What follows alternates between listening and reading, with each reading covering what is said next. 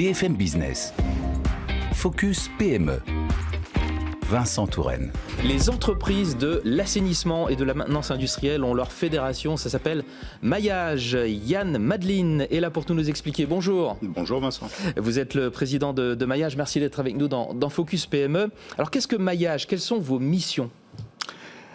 En tant que président de Maillage, je représente les entreprises de la maintenance environnementale. La maintenance environnementale, c'est les camions que l'on voit bourrés de technologie dans les rues tous les jours, que l'on appelle des hydrocureurs, et qui curent, contrôlent, inspectent, réhabilitent tous les réseaux que nous avons sous nos pieds dans les villes, mais également que nous avons dans notre patrimoine immobilier, et puis aussi parfois chez nous les particuliers. Nous intervenons également dans le secteur industriel avec la maintenance industrielle pour la gestion des déchets chez nos clients, des déchets dangereux, et puis également sur tous les travaux spéciaux appelant des techniques de très haute pression et de ultra haute pression.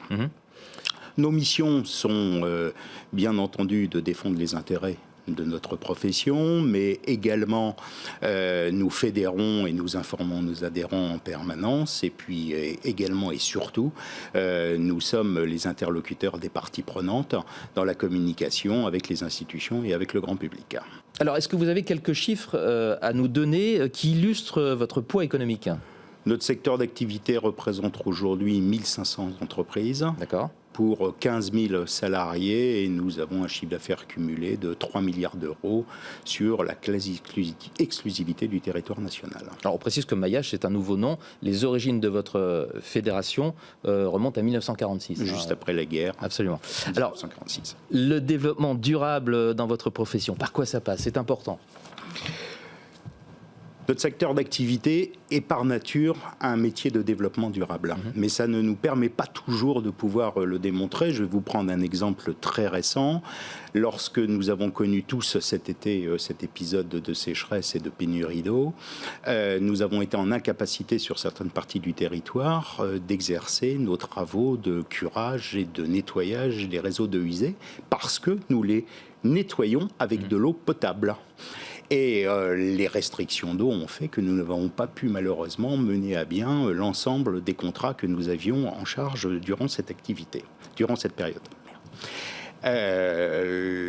6 millions de mètres cubes d'eau potable, c'est ce qui est représenté par an en consommation pour pouvoir curer les réseaux d'eau usée. C'est la consommation d'eau d'une agglomération comme la ville d'Angers. Ah oui. Je prends presque par hasard cette ville, puisque c'est celle de notre ministre de la Transition écologique, c'est vrai. Vous le savez. Et en fait, cette interdiction nous a interdit de pouvoir réaliser l'ensemble de nos travaux. C'est pourquoi nous demandons solennellement et professionnellement de pouvoir demain réutiliser les eaux usées traitées sortant de stations d'épuration pour nous permettre de pouvoir complètement contribuer à une transition écologique et une utilisation bien plus intelligente entre guillemets de la ressource en eau face à cette pénurie. Comme beaucoup de secteurs, vous manquez de bras. Comment faites-vous pour rendre votre métier plus attractif? Nous manquons de bras, mais nous manquons aussi de tête au bout des bras. L'un va pas sans l'autre. Bien entendu, il faut travailler sur la formation, et à ce niveau-là, nous avons un parcours diplômant qui a été mis en place. Bien entendu, il faut travailler sur la gestion des compétences et la captation des compétences en région, au plus près du terrain, avec l'organisme de compétences qui est l'OPCO-P. Et puis, bien entendu, nous travaillons avec toutes les structures d'emploi qui peuvent, à ce niveau-là, nous relayer, bien entendu Pôle emploi, mais aussi les associations et les écoles.